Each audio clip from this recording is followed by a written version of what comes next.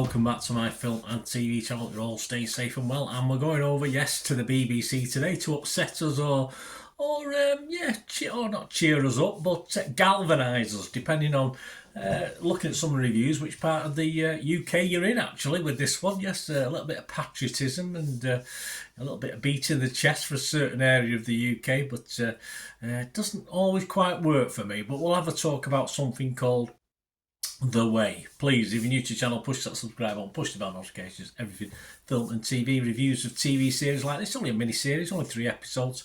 Great to have you on board. Let us know your comments on this or anything to do with film and TV, and I will respond. I'll give you a like. And guys, if you like this The Way, or you didn't like this The Way, just give me a thumbs up anyway for my feeble efforts to tell you a little bit about it and what I thought, although it's about other people's opinions as well, not just what I think. It's a 3-part British television series created by James Gray in The Way. Michael Sheen, Adam Curtis, with Sheen directing from a Graham script. Yes, Michael Sheen, of course, does star in this as well. The series aired in the UK on BBC One and on BBC iPlayer. Yes, so we've had the 19th and 26th of February as I'm recording this, on the 27th of February. We've still got an episode to come on the 4th of March 2024, but of course you can watch all 3 as I did on BBC iPlayer.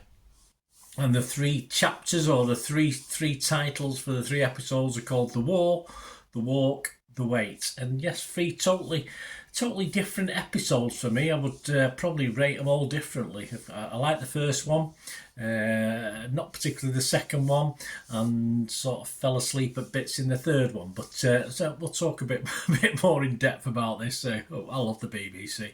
It's set in 2020s, so it's a modern day telling, and it follows a Driscoll family as they attempt to flee, yes, Wales and ultimately the United Kingdom, which has descended into anti-Welsh civil conflicts following riots in Port Talbot. Poor old Port Talbot, what are you doing? It stars Stephen Rodri, Mally Harris, Sophie Melville, Callum Scott Howells, Tilo James Le Mesurier, the old actor, isn't it, Mesurier? Michael Sheen, of course, as mentioned, and Marja Lakoska. Internet Movie Database, yes, nothing. There is a thing on Rotten Tomatoes, but I try and log on and it says there's an error, so I'm not too sure if the scores are up on there or it's just my machine, who knows. But Internet Movie Database, 422 scores and reviews, so a few, reasonable amount to go at. And it's getting, well, my watchable score, 6 out of 10. So I've looked through some of the reviews. I had a look through Dom Robinson, DVD Fever. He only watched 1 episode. I wouldn't say he was enthusing about it, but he wasn't disparaging either. But 6 out of 10 for a BBC product isn't that bad, I don't think. It brings me on to my little thoughts, guys, because I don't have any other reviews. I'll mention Lucy Mangan in a minute of The Guardian. But the spirit of Owain Glyndor, there you go, lives on. Pardon my pronunciation, I was wrong with that one. Let's call it, this is a quirky BBC series, to say the least. We even get a sword, though it's not exactly Excalibur, but you see where we're coming from. It ends up in, not in a rock, but it ends up in the sea. But Lady of the Lake or Lady of the Sea, I'm not too sure. No multi-millionaire film stars coming in to rescue a small rundown Welsh football club and a small rundown Welsh town in this one. Just the little men rebelling against, well, the nasty big men. Simple as that. For me, it piques my interest, but sadly, it certainly did the first episode, because you're trying to get a gist of what's going on, and that's what makes these things good, because you don't know if it's going to have a little bit of a supernatural link to it, a little bit of a fantasy link to it, and I was quite happy with that. Probably let down in the end, because the links were tenuous, to say the least. Ghosts appearing and stuff like this, but only in a memory way. People have a lot of things on their minds in this poor little town. But it did pique me interest, but sadly at times it moved into areas of farce, I'll be honest with you, that would have worked if it was a comedy drama, a dramedy if you like, but it isn't as simple as that, which so really it makes it all a bit stupid and daft for me at times. I did mention Lucy Mangan before. She said of the series in the Guardian newspaper, she says that the series was like nothing else on TV. Yeah, I can't disagree with that, but not necessarily in a positive way. Will this be a bit Marmitey? Probably, but I'm not. I'm a bit torn between the two, in fairness. But I think some people will say, "Oh, Bernard, this is garbage," and some people will say, "Oh, you've not watched it properly. You've not cottoned on to what it's all about." One of the highlights for me had to be the Welsh Catcher.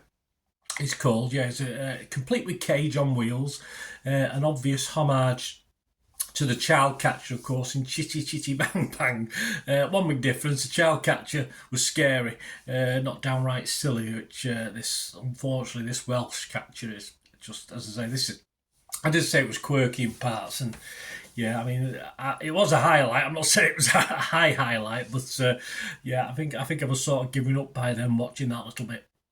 By episode 3, sadly, although it comes up to a conclusion, it gives us something to think about with its sting in the tail, if you like. It all got a little bit wordy for me and a little bit boring, can I say? Yeah, I got a little bit bored with episode 3. At least episode 1 I was entertained. Episode 2 I was just laughing at the silliness of it. But episode 3 got a little bit drawn out and boring for me. It's an unusual attempt at a dystopian UK future, of course. We don't get enough of these scenarios for me. I love things like this. And but you see lots in America, I've seen lots in Australia. Nice to see one in the UK. But it doesn't quite land enough blows to stand out for me. And I think it's because it's not too far dystopian. Perhaps if they set it a bit further in the future, it may have looked a little bit better. But might have cost a little bit more to produce more futuristic stuff. But yeah, that's the problem. Apart from a couple of characters as well, even the apparent good guys, I didn't really like them that much. They're not very likeable. But the actors, in respect to the actors, did a pretty decent job with the material they're given and the characters' sort of traits they're given to work with as well. So for me, it's either going to be very clever or very silly, and varies between both over the 3 episodes. And for the overall series, I'm nearer the silly on this rather than the clever, which is a shame because there is a bit of potential in this drama. I think it could have been tweaked a little bit better. But many do think it's clever. There's some good scores out there as well. Many think it's very clever and people aren't understanding it. Well, I probably did understand it. I just didn't think it was as clever as it thought it was. In my opinion, it just isn't clever, this one particularly. But a brave attempt. I will score it because I'm not going to not score it because, as I said, there was certainly bits in it I thought were okay. Of course, it may give the certain viewers, of course, reaching for their inner Owain Glyndor, a shot of patriotism. There's nothing wrong with that at all. That's fine. Whichever part of the UK you call yours, I'm sure we're all patriotic to it, and that's how it should be. But sometimes we forget we're supposed to be part of the same little island, aren't we? And a little chunk of another island as well. But hey, I'm not getting all doodly dawdly and what's it about it. Yeah, if you enjoyed it, let me know. My scores on this one, I'm going to be fresh. If it was Rotten Tomatoes, I can't say it was rotten. Borderline, but I'd have to go towards fresh. I will be mixed because it allows me to be mixed on Metacritic. I can't be totally positive. I can't be totally negative.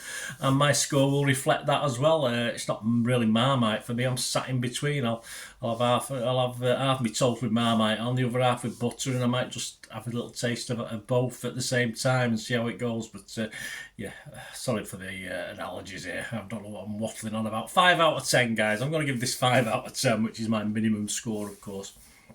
Other than that, I wouldn't score it. But yeah, please, it's the BBC, so don't leave any nasty comments. Say it's hard when you do a BBC series. Some people are nice, some people are rotten. But just forget, I'm only putting an opinion out there. So please be kind with your words, and I'll respond accordingly to all nice comments and constructive comments. As long as they're constructive, there's nothing wrong with comments. There's nothing wrong with banter. It's funny or constructive comments. Very, very welcome. Thanks for watching, guys. Till we meet again, and that's one thing, don't I? Please stay safe, everyone. Bye for now.